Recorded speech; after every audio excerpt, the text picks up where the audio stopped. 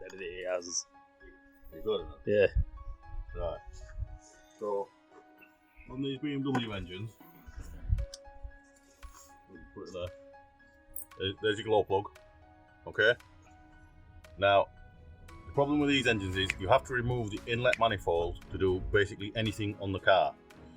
Now, NGK basically recommend, if you want to change your glow plugs, always soak them in oil and then drive the car for a week and then undo them, and they should come out relatively easily. Now, the problem with the BMW is you have to remove the inlet manifold to do anything.